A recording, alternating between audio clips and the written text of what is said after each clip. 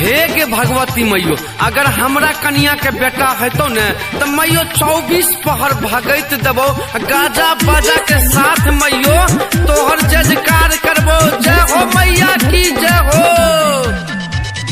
हमरा नाम से दादी है एक बार ना पाती, सच सच कह छियो पतिया में काटी। तोहर कबला 4 गो पाठी छो मैयो।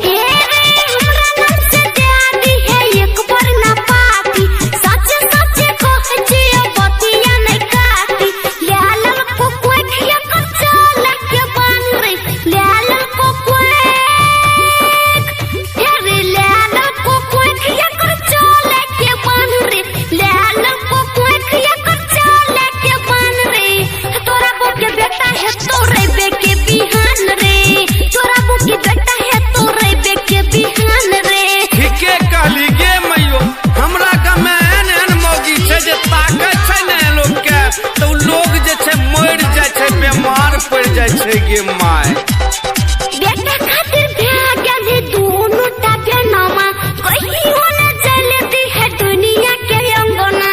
अपना बेटा के किया में छुपा के रखबे। सुने